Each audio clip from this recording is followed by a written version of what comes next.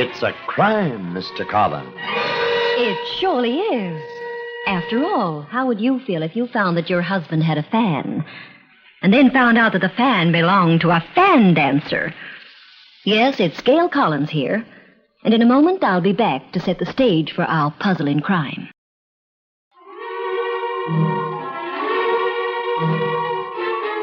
It's a crime, Mr. Collins. So you found out Greg had a fan, but the fan belonged to a fan dancer. That's right, Jack. Well, Gail, I guess you've just got to accept the fact your husband's a guy who gets around. I do. After all, he's a private detective, so I've got to expect it. But I guess you were pretty angry about the fan, I mean. Angry? Oh, no, you've got it wrong. I felt sort of sentimental about it. Hey, wait a minute. I thought you were jealous or something. Now you said that... I guess I'd better put you straight. You see, Greg and I had gone out celebrating.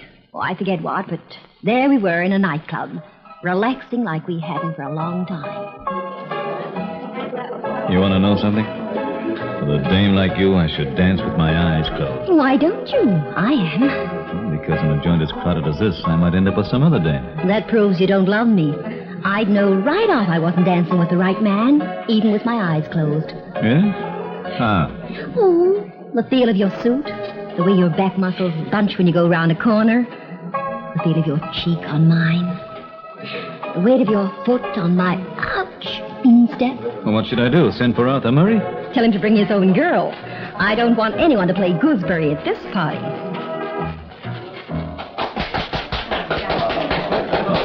Greg. Yeah? Music stopped. No, should I leave off dancing just because the band plays too fast? Idiot. Here, come and sit down. People are looking. Oh, Greg, how long is it since we spent a night like this? About 4 murders. I figure it rates another bottle of champagne. You see, I'm trying to break you down. I may even ask you to marry me later. You'll have to see my father. I've seen your father. I still want to marry. Well, what do you know? The management doesn't trust us. They put a bid on our table already. Maybe they give you 2 bills just to break it gentle. Well, of all the cheek. I've got a good mind to go to some other place. What the... Gail, this isn't a bill. It's a note, and it says, if you're the Greg Collins I think you are, I can use you. You better come back right away. Come back? You haven't been anywhere. Who wrote that note? Lola the Pink Lady. What? I tell you, that's what it says. Lola the Pink Lady. I got a feeling you're being ribbed. Look around. Can you see any of our pals here who... Ah, so that's who it is. Gail, look at that photograph over near the piano. The shot of the blonde and all the feathers. Lola, the Pink Lady, twice nightly. I don't get it. Well, I do. Lola's a fan dancer here. She wants us to go back to her dressing room. That is, if I'm the Greg Collins she thinks I am. And if I'm the Greg Collins I think I am, I'd never pass up the chance to meet a fan dancer.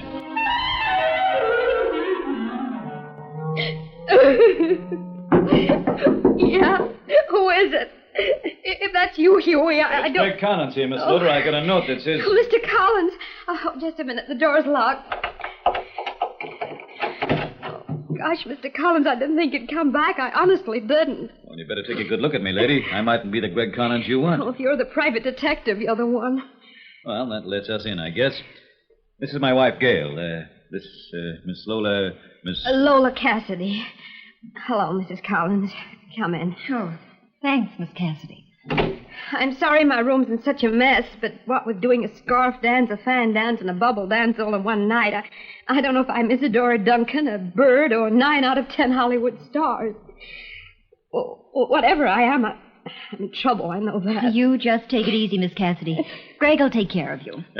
Before we start, Miss Cassidy, I'd better explain there are some kinds of cases I don't handle. Just so long as you handle murder, that's all I want. He's wonderful at murder. I didn't do it. I know what everyone will say, but I didn't do it. You didn't do what, Miss Cassidy? I didn't kill Abraham Lincoln. No. No, I guess that's one rap you could beat. If only I had an alibi, but I haven't. Oh, no alibi, huh? Oh, couldn't you just explain you weren't born then? I don't think this is a very good time to make funny gags, Mr. Collins. Oh, Miss Cassidy, I figured... Abraham Lincoln, of course. It was in the papers. He's dead. It was in my history book, too. Oh, not that Abraham Lincoln. Abraham Jefferson Lincoln, the millionaire plane manufacturer. I saw it on the newspaper headlines when we were catching a cab tonight. Headlines? Oh, you can say that again. Here, take a good look. It's like D-Day all over again. So that's the Abe Lincoln you mean. That's good stuff. Shot dead in his apartment in the stomach. Doctors figure he took 3 hours to die. Miss Cassidy, have the police accused you of this yet? Not yet, but they're going to. You see, Abe and me were friends. But if you were friends... We were friends. We busted up. It was terrible. We had an awful fight right out in public at a party.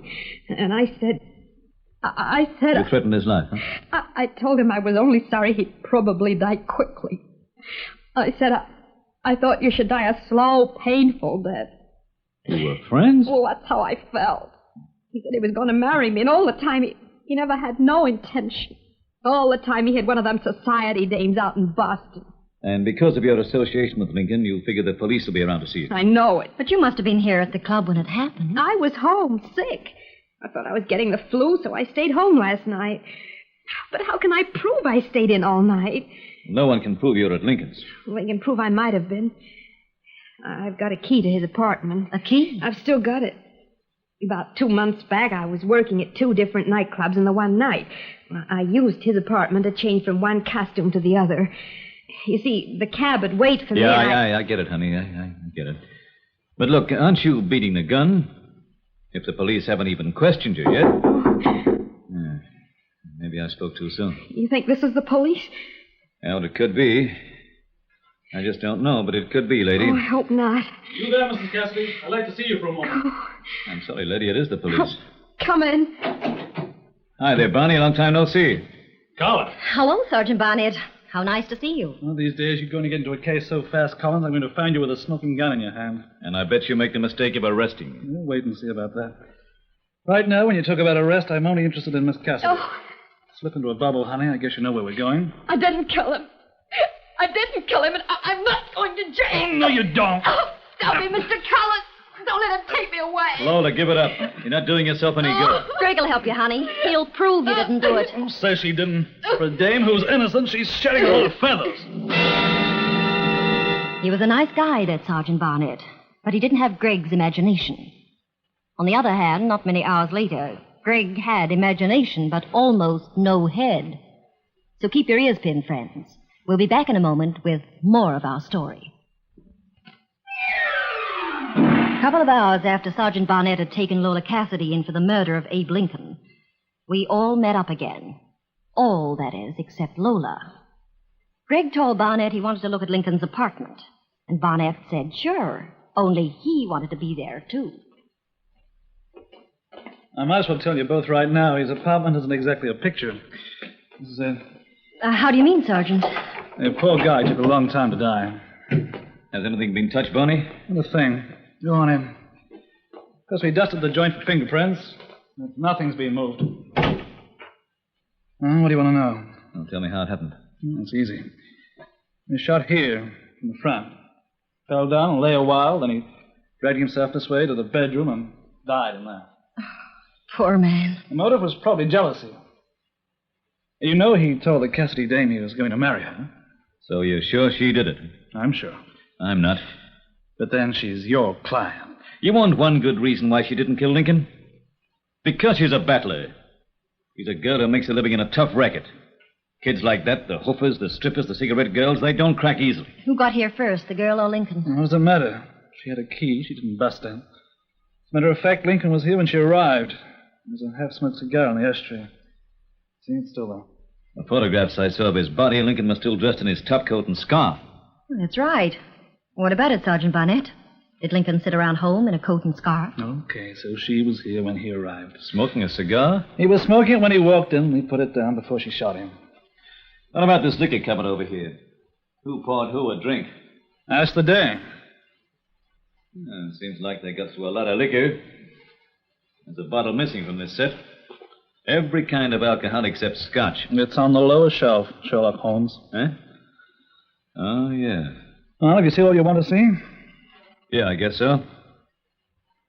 By the way, I thought your men didn't move anything. That's what I said. Then Lincoln kept his footstool in a funny place. Usually you find a footstool in front of a chair. His is on the hearth under the mantelpiece. And we found a salami sausage in his cheese dish. Maybe he liked living a crazy bohemian life. How do I know? Why don't you give up Collins? The dame had a motive. She had the opportunity. People have been sent to the chair on that much before now. If Lola Cassidy killed Lincoln, I'll take over her act. So you think Lola was framed, Greg? What's the funny part? I don't. She just happens to fill the bill, that's all. Well, forget about it tonight. We're home. If only someone knew for sure that Lola spent the night in her apartment last night. Poor kid. She really is a nice girl, you know. Yeah, and the crazy part is the only place we'll find the answer to this is in Lincoln's apartment. I'll make you a nice hot cup of coffee. You'll feel better. Liquor, cigars, overcoat, and scarf. Yeah. What kind of a setup is that? Barnett knows he's only got half a case because... Run, baby, run! The fireworks have started!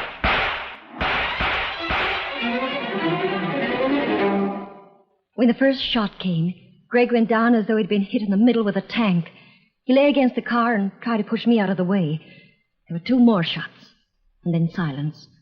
Somehow Greg got himself on his feet, and we half ran and half staggered up to our apartment. Wouldn't you know? It starts out quiet and I'm dancing and ends up like this. How badly you're hurt, Greg. There's a lot of life in me yet. Oh, darling, you're not going to... The only thing that worries me is that I'm tracking a lot of blood along this corridor. Oh. Yeah. The key's in my side pocket. My coat. I've got it. So Barnett thinks Lola shot Lincoln. You know, that's So funny. It makes me laugh. Just a little more, Greg. Try to swallow the lot. If I drink any more of that stuff, you'll have to send for Alcoholics Anonymous. Ooh, I sighed. Well, try not to move, darling. I've got you all strapped up. Is that where I got shot? Well, you weren't exactly shot. You were kind of grazed. You mean all that gore was for a graze? A deep graze just over your hip. When I got your shirt off, I could see you weren't going to die. And when I called the doctor, he said the same. Doctor?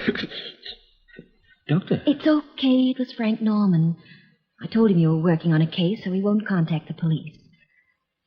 Greg, you know, I think we're dealing with a fiend. I got scars to prove it. I'm serious. You remember Sergeant Barnett said Lincoln was deliberately shot in the stomach. Yeah, that's right. And a couple inches to the side, and the same would have happened to me. Isn't that a fiend? Either a fiend or a rotten shot. Oh, I don't like this case. I do. It's full of human interest. Like, for instance, we both feel Lola didn't kill Lincoln because she isn't the type. Too much control. But the person who did kill Lincoln is so lacking in control that as soon as I come into the case, they start shooting. So, who's hysterical? I am. And apart from Lola, Barnett, and me, you don't know anyone who's mixed up in this affair. Anyhow, I'll report this attempt on my life to Barney. Maybe it'll make him ease up on the girl. And tomorrow we'll have a long talk to Lola about Lincoln's friends. The hysterical ones.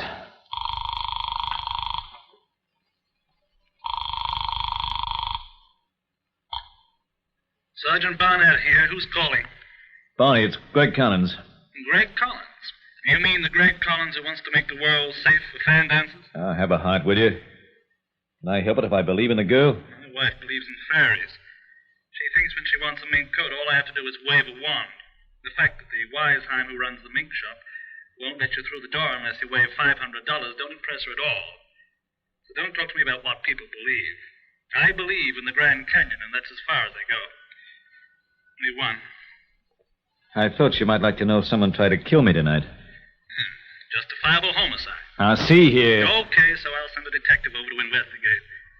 But if you're trying to tie the fact that someone tried to kill you with the fact that Lincoln was murdered, you're wasting your time. Now I know why you wear a snap-brimmed hat. It matches your snap-brimmed brain. Good night. Now we've got to prove that girl's innocent. After that little conversation, I got a feeling the police won't want to renew my license. No use, Mr. Collins. You've been asking me questions now for 4 hours, and I still can't tell you who'd want to kill Abe. But there's got to be someone, Lola. Someone who knew him fairly well. Someone who lost their nerve easily. You think it was a woman, don't you? It seems fairly likely. And you can't think of anything that'd help us. Not a thing. Well, that's that, I guess. How are they treating you here, Lola? Fine. That sergeant, he's sure I did it, but he doesn't bite when he barks. What about bail? They gonna let you out? Yeah. The judge said I could get out when someone staked me to $10,000. Do you know anyone with that kind of dough? It may surprise you as much as it does me, but I do. There's a guy who works at the same nightclub as me, a comedian. He's going to put up the money. When will you be out of here, Lola? In a couple of hours' time. If you want me, you'll find me at the club. You mean you're going to work? Keep your chin up, lady. We'll call round tonight to let you know how things are going. Well, do you still like the case, Hawkshaw? I'll lay off that stuff with you. I'm worried. Well, you can say that again. Cops haven't got much of a case against her, or she'd never have gotten bail. We haven't got much of a case either.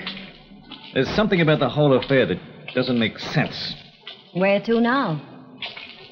Back to Lincoln's apartment. I keep feeling the answers there. Take a look at my car, will you? 4 bullet holes in it. Don't look a gift horse in the mouth. Those holes could have been in your head. They're just about where you were when you fell down on the pavement last night. Whoever fired us must have been pretty close. The slugs went through one door and straight out the other. Anyway, like you said, it... Now, that's funny. Through one door and out the other. So what? So nothing. That makes everything crazier than before. Let's get over to Lincoln's apartment. By the time Greg got through at Lincoln's apartment, it was well after 10 at night. Don't ask me what he was doing, because I don't know. All I can tell you is he was thinking, and not liking what he was thinking one little bit. And then it seemed like he couldn't stand it any longer. He went back to Lola and walked in on trouble, .32 caliber trouble. Mr. Collins, I'm so glad you've come. I've been hoping and praying you'd get here before they took me away. Lady, will you quit wasting time and get him some street clothes? The DA's waiting for you. Hey, what goes on here? Barnett, it seems like you're enjoying I'm it. enjoying nothing. I got a warrant. You want to see it? So you came here looking for evidence, and what did you find? I found this in the laundry basket in the corner, buried under a pile of clothes. A gun? A .32 caliber pistol, the same kind that killed Lincoln. And if you like to wave it under your nose, you'll find it was fired not long ago. This is what Sergeant Barnett was waiting for, the clincher.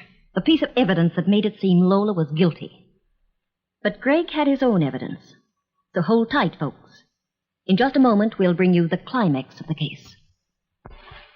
Dug the murder gun out of Lola's clothes basket. It looked like she was set for a trip to the chair. And I have to confess it looked that way to me, too.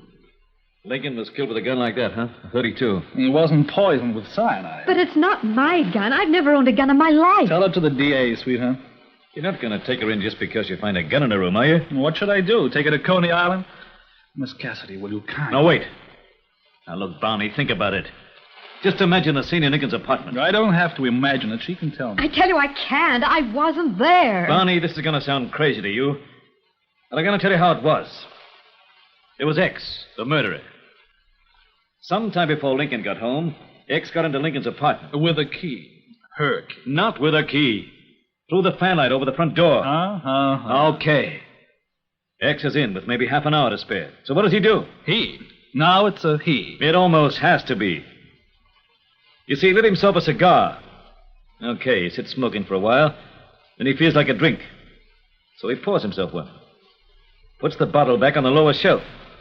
Then soon after, Lincoln arrives. and X shoots him in the stomach. Later, he tries to shoot me and clips my side. He shoots again, and the bullets go straight through my car about 3 feet from the ground. Get that? Straight through. Even though you'd expect them to be traveling downwards, into the seat maybe. This is all very interesting, except it bores me. Well, what do you expect me to make out of this pile of junk? Well, when you put it together like that, and when you realize he had to stand on a footstool to reach the cigars, it seems to me Lincoln was shot by a little man. A little man.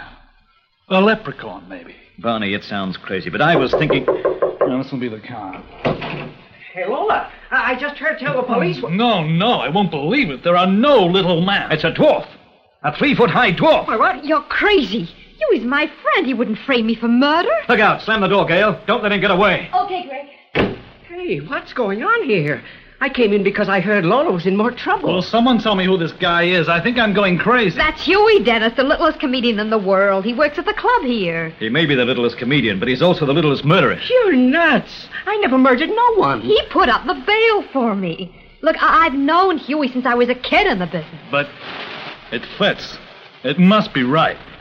How could Collins come up with such a crazy solution and not be right? Dennis, I don't know exactly what we've got on you, but I'm going to have to take you in. Well, sure, take me in and see what it gets you. But just before I go, there's one thing I want to take care of. Greg, he's got a knife. Dennis, don't be a fool! She deserves to die. In all the years I've worked with her, she's never even noticed me. Lord, you got one murder on your conscience. Don't try to make it two. I wasn't going to let him have her. I did for him. Then I was going to let her burn. Okay, Bob. Just take it quietly. I don't believe it. I just can't believe it. We've always been friends, Huey. Oh, it would have always been the same. Sooner or later, there would have been another Lincoln. I couldn't go on killing people, could I? Don't you see it? It'd have to be her as well. If I was going to get any sleep at night, it'd have to be her as well. That's why I hid the gun in her clothes basket. You want any more, pal? No, I don't need any more. Only there are times I hate my job. This is one of them.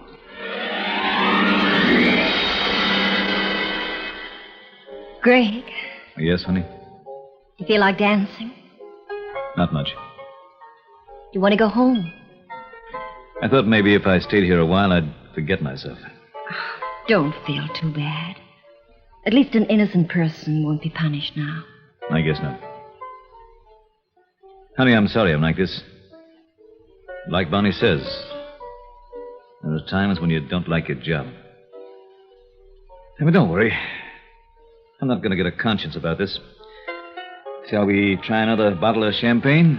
I don't know about that. My mother always told me to beware of gentlemen who wanted me to drink champagne. My mother always told me the way to a woman's heart was with champagne and diamonds and pearls. Your mother was a very wise woman. She was? But I guess I'll just settle for her son. The only diamonds and pearls we'll ever have will be on time payment. At least you're all mine, Mr. Collins. Don't go away. In just a moment, we'll be back with you. Well, folks, Ged and I hope you enjoyed our adventure, The Pink Lady. Be sure to visit us next time for another puzzle in murder, where there is crime and romance. There you'll find Mr. And Mrs. Collins.